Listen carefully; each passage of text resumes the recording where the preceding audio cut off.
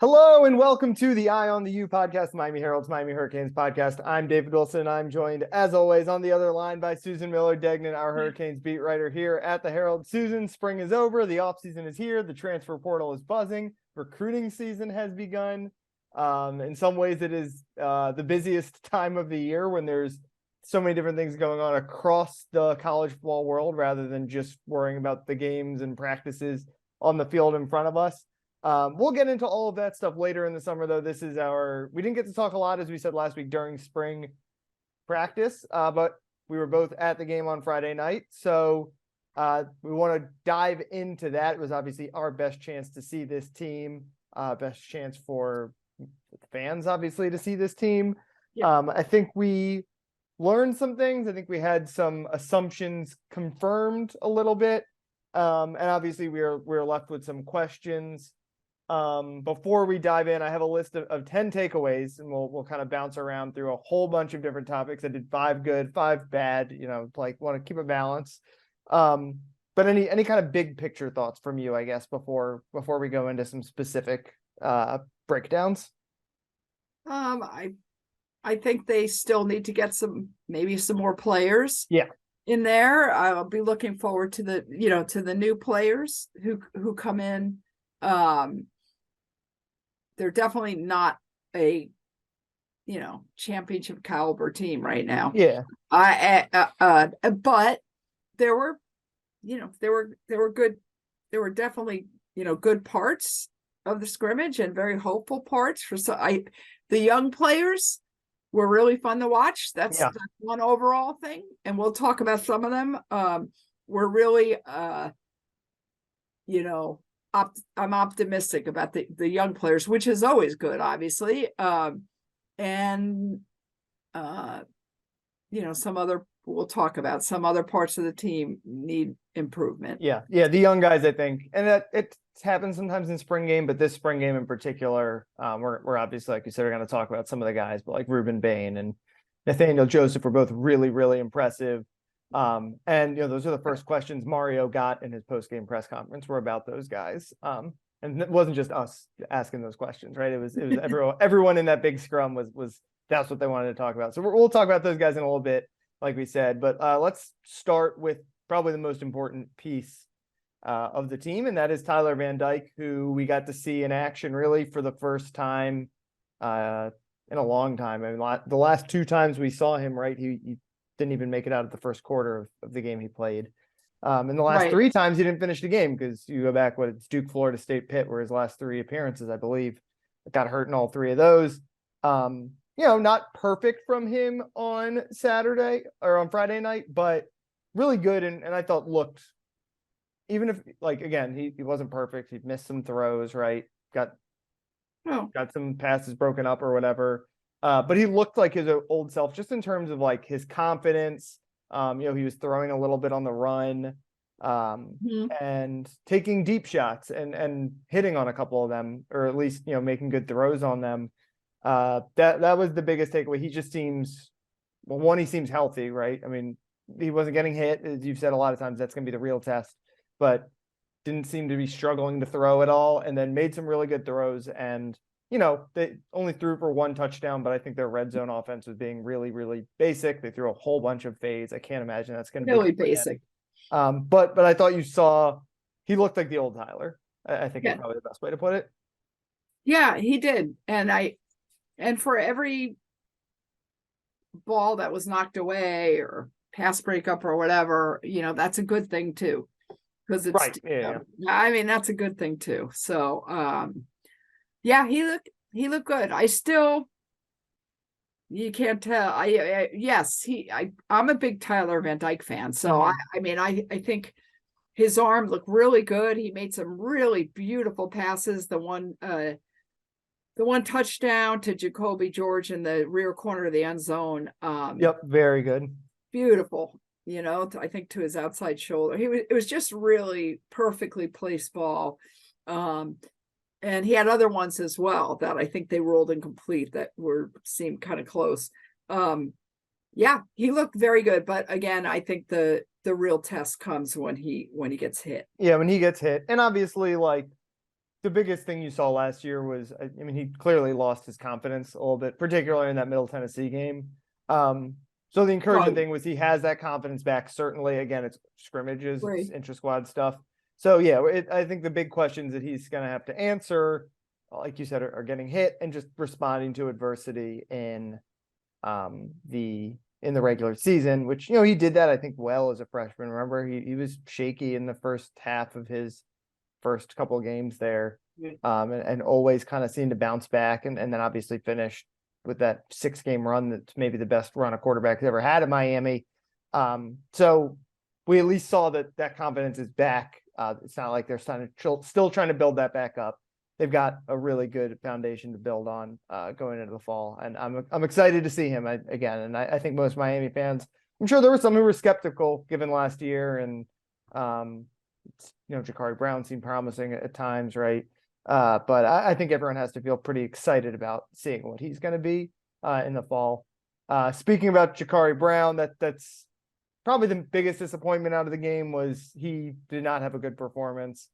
I don't have his numbers right in front of me, but I think he was like 5 for 12, 5 of 11, something like that. 55 yards, I think. Yeah, not his best. You know, obviously it's not the best situation for him because his strength is as a runner and kind of as a power runner, but and you know, obviously they're saying he's looked a lot better throughout the spring, but in a showcase, you know, in a game where you have to make throws because that's what you need in the spring game where there's not a lot of quarterback runs. You know, he didn't make throws. He missed a lot of, you know, the accuracy has been his concern, and it was still obviously the biggest concern coming out of the game.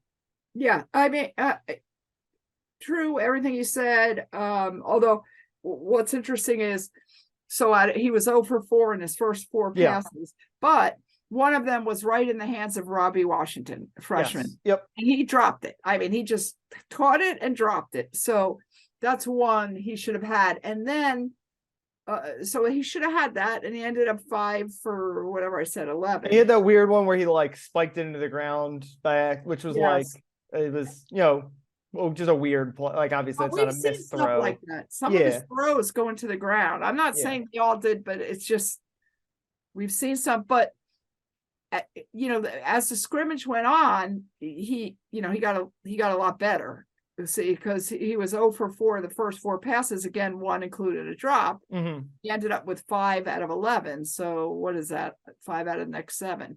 Yeah. So he did get better. We have to remember that. He's not so far. I'm not convinced that he's a great passer, but I really like Jacurri Brown. So I would we like a lot of the intangibles, right? We know he's a great runner. Like, we've already seen that he's already has a chance to be like a special. He can never throw a special running quarterback. We love his like leadership, all that kind of intangibles. You can see that the players respond to him. I mean, I think you saw that even in some of those games that he had to play at the end of the year, where the team rallied around him. But yeah, he needs to develop a lot as a passer.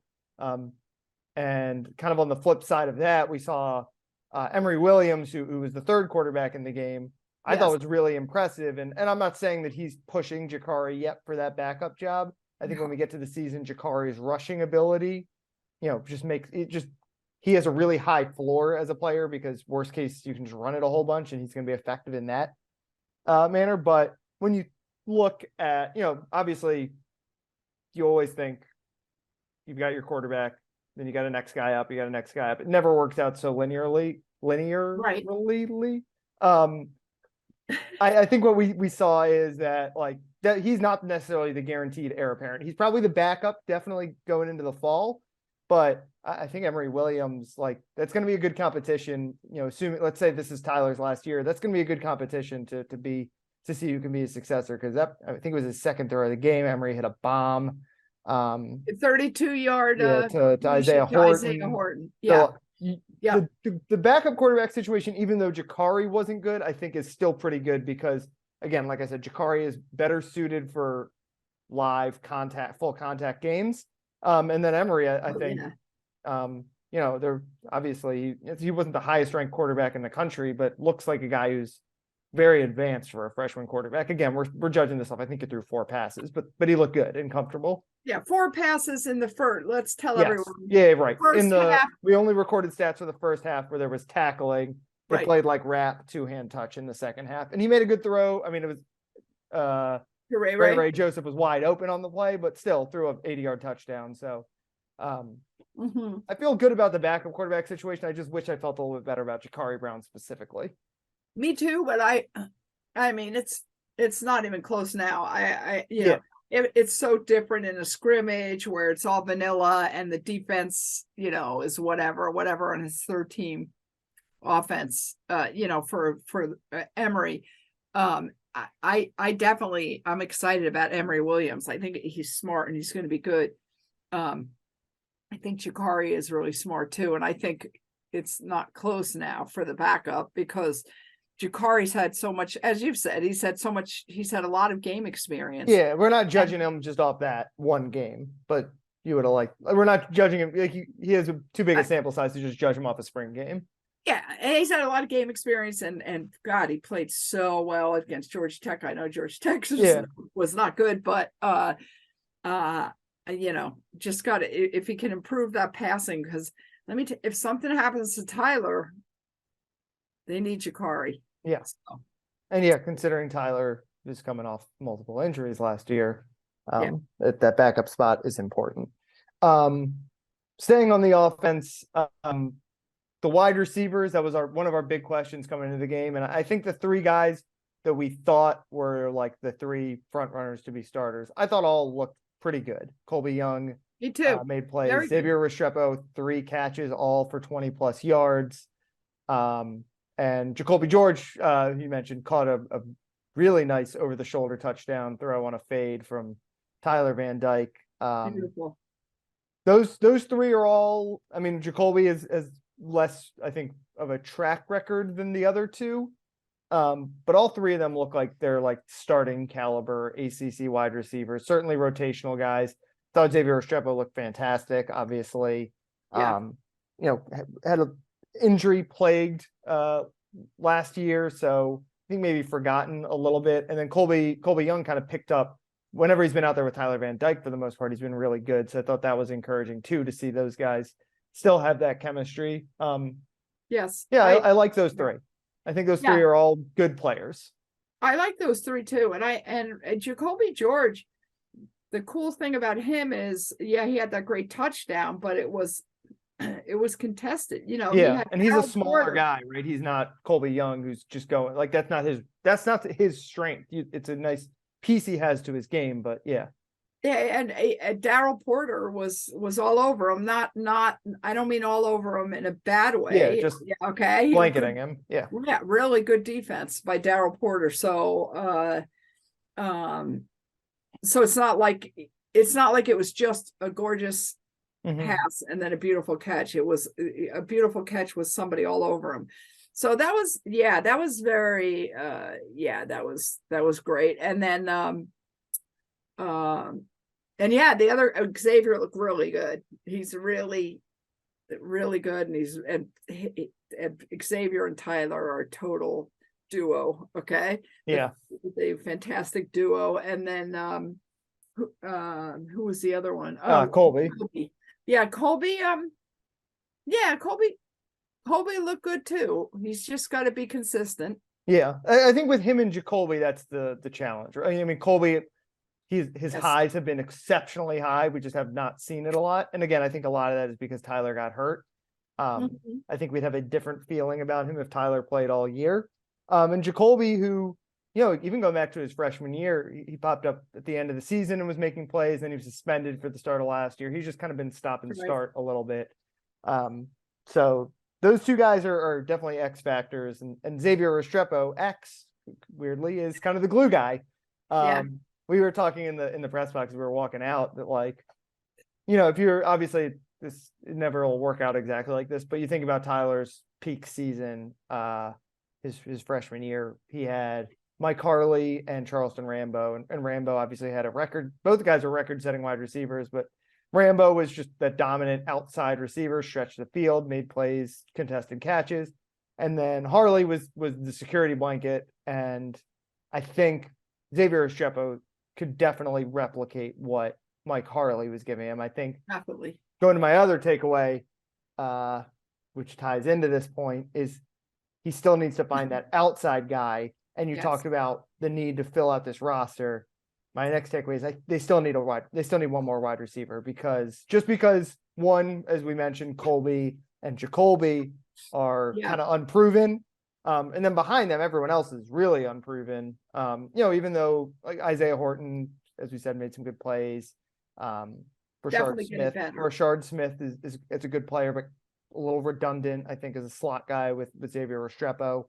I think I feel as confident, maybe not quite as much of it's a pressing need as I did going into the game, but it still feels like a pretty big need that they need to go find one more wide receiver, one more outside guy. I think they need, David, they need reliable. Yeah, they need an outside guy. They need a big guy. Right, a big guy. I know Colby Young is tall. He's big. He's bigger bodied. He's big bodied. They need a big receiver. I mean, Rashard Smith, and Xavier, and who's the other one? Even Jacolby's and he plays outside, but he's a smaller guy too. Yeah.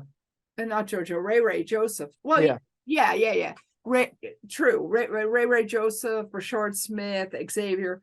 They're all really good, but they're the same type, kind of. They really have. I still can't understand why, with Tyler. He's such a good quarterback. You would think that somebody would be very intrigued with Miami, but it's kind of late now, so I'm not sure who they're going to really get.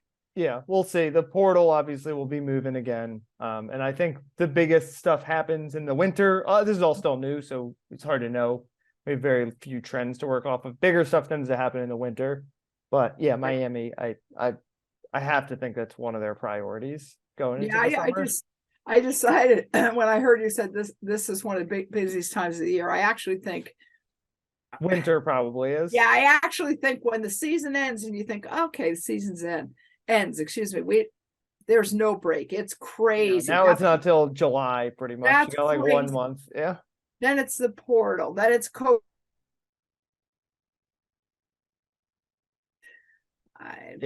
kids. It's recruiting stuff. It never stops. Commitments. Yeah, that's when it's really insanity to me. But yes, true on the receivers.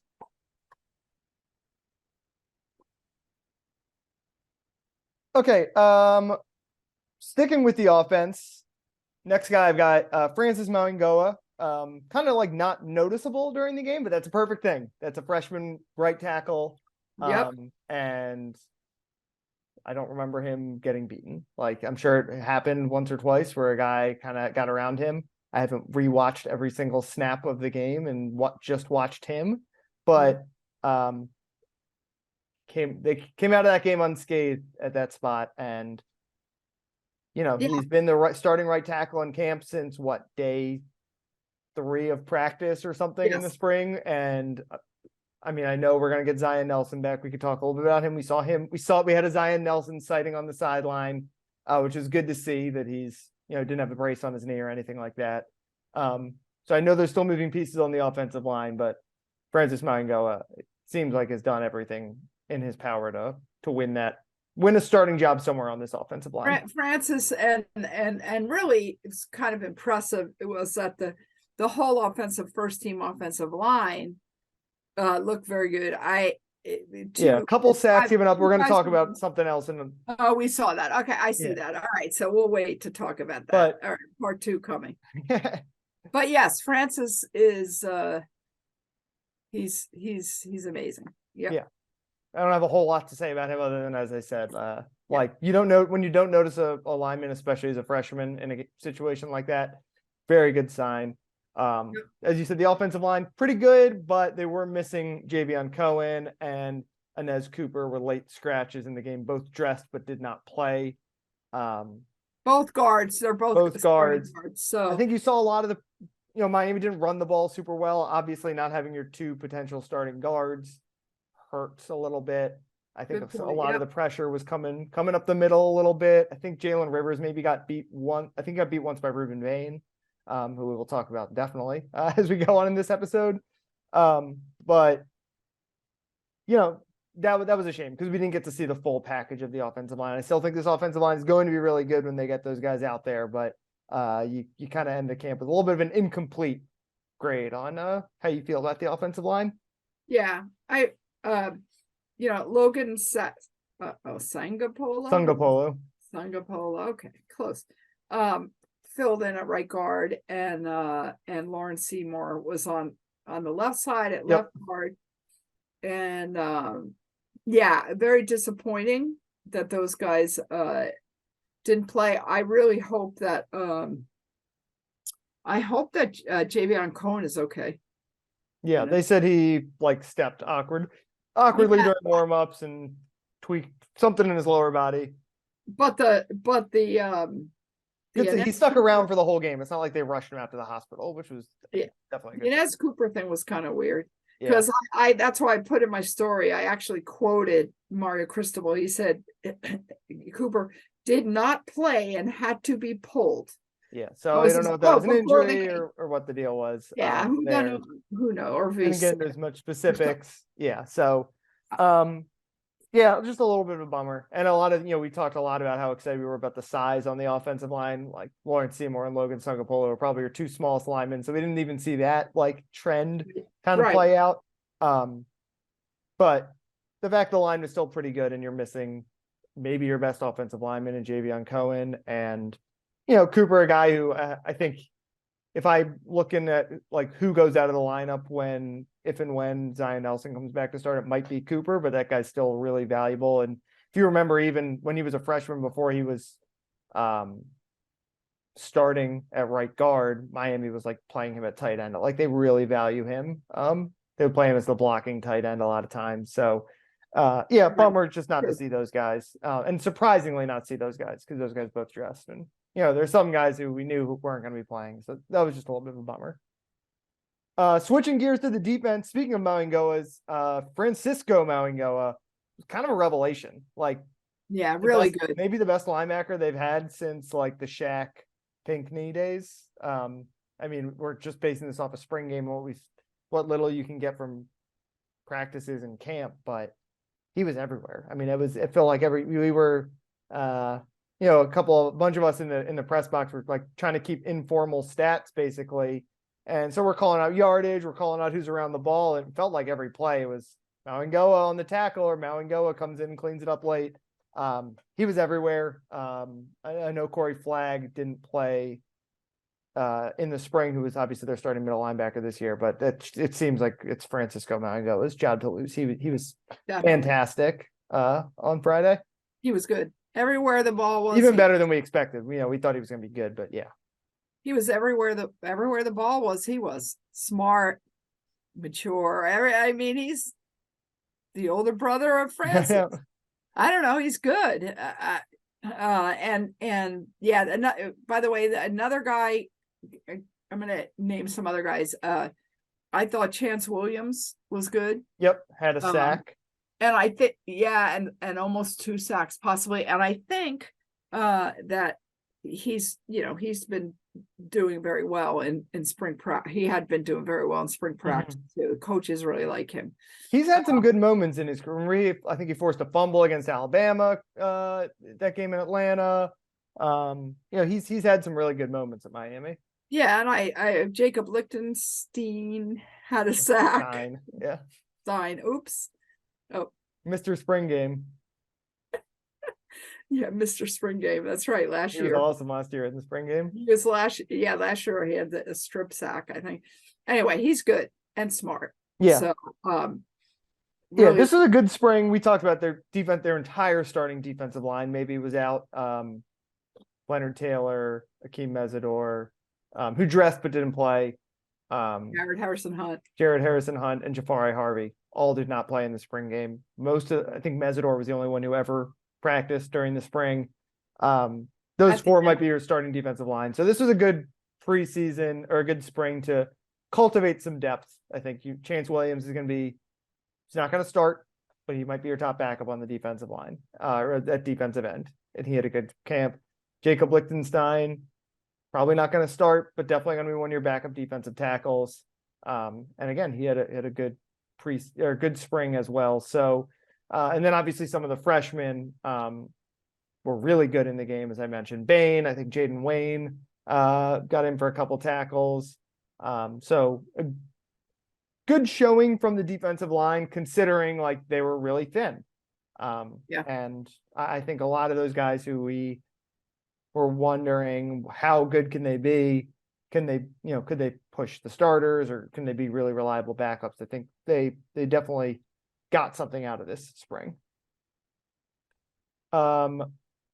Speaking of places where they're thin, my other takeaway on the defense, they're still thin in the secondary.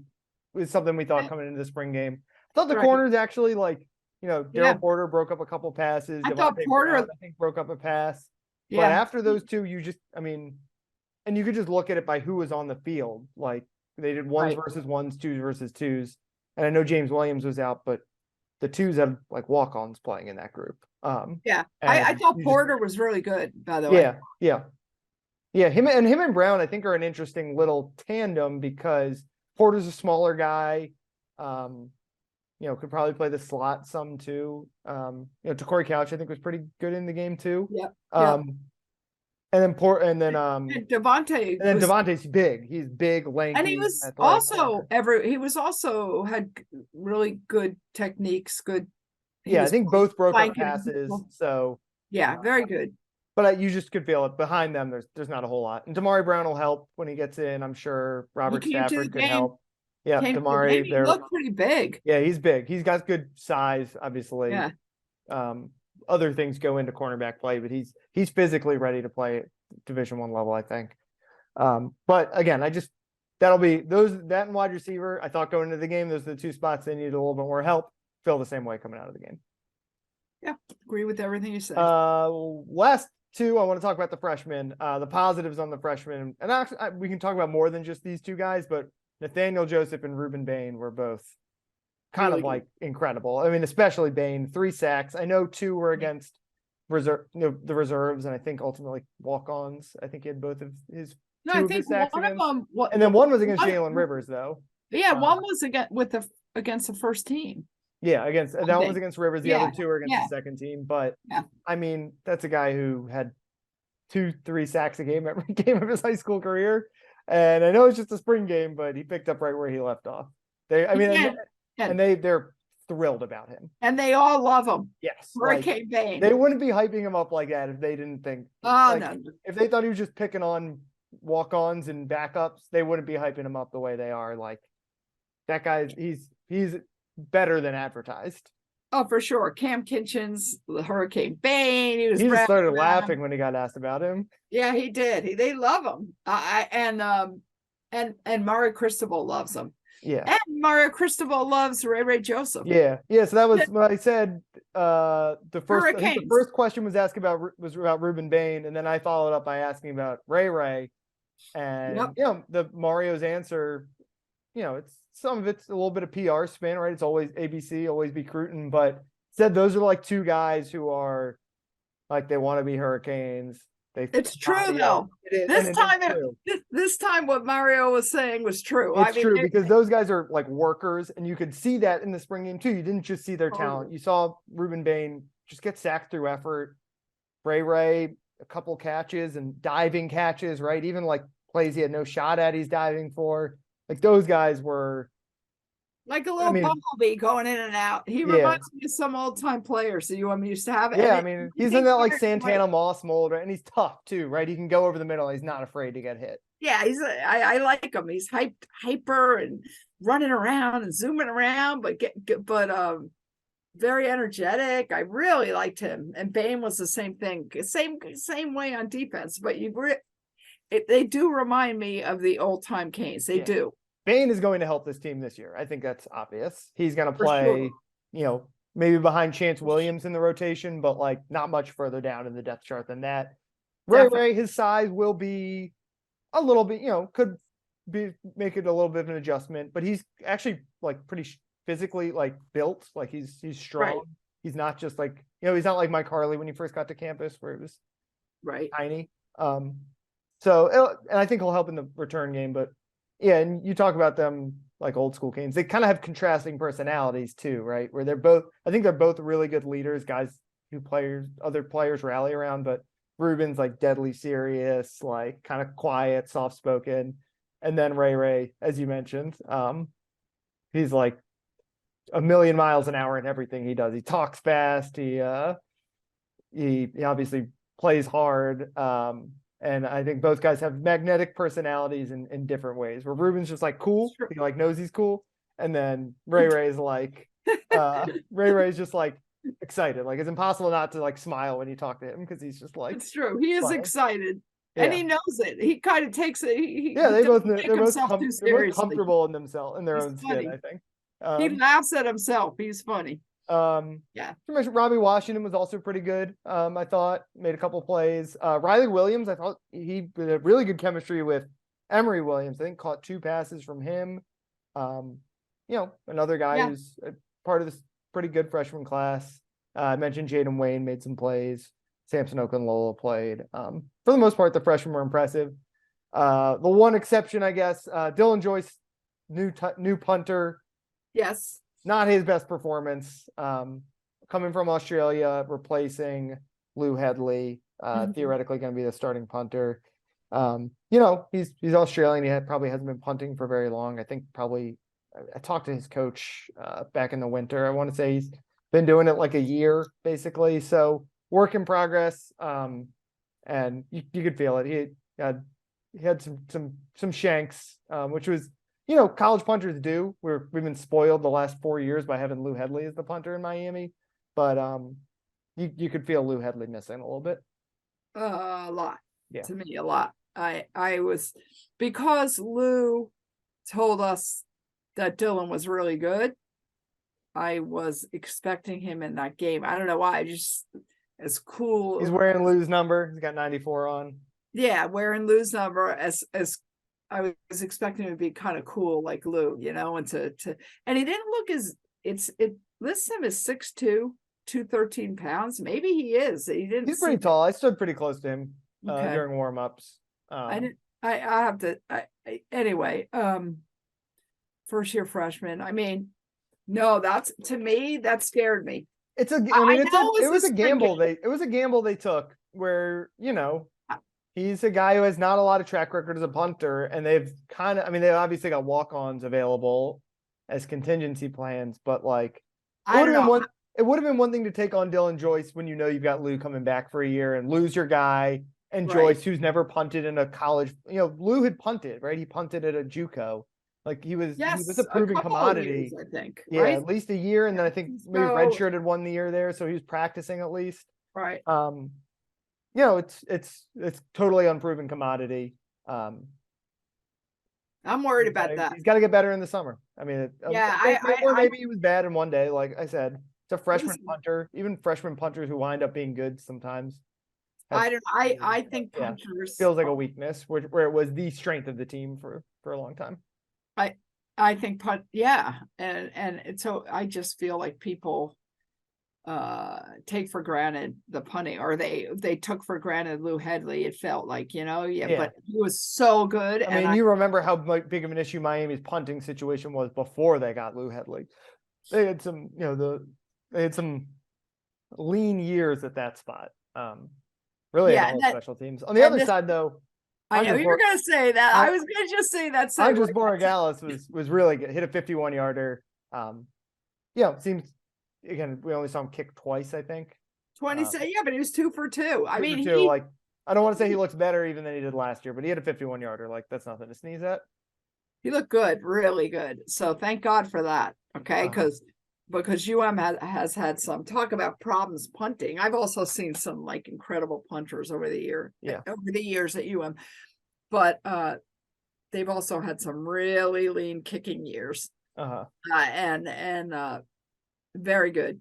But I am still worried about the punter. I wonder if they could. I guess no, you can't get anybody in the portal. They could try to get a grad. If they're not confident, they could try to get a grad transfer and let Joyce develop for a year. I mean, I You don't know. don't usually use 2 scholarships on specialists, but some, in like a transitional year like this, it's not unheard of. Like if you do it Yeah. once every 4 years for a punter or a kicker, like And doesn't maybe kill he you. was just nervous or Yeah, I whatever. mean, I guess probably the first. I mean, he punted in scrimmages and stuff, obviously, but it's the first time ever punting in front of like a crowd, right? Like he was not he's new to the sport, and like I said, the Headley had come from a JUCO where he was playing in real games. So, all right, I think that about wraps everything up. We will be back next week. I think we should probably come in and talk recruiting. We're going pretty early this week, so we don't want to dive too much into recruiting. I don't know. I think we should do maybe a draft preview. Oh yeah, I mean, we got the draft coming up. So how can we do a draft preview? It's going to be Friday. Well, they're not going to get anybody. Yeah, no one's first round probably. So we've got a couple of topics. So we'll be back next week. Until then, you can follow Susan on Twitter at @smillardegnan. Follow me on Twitter at dbwilson2. Thanks as always for listening, and we will talk to you guys next week.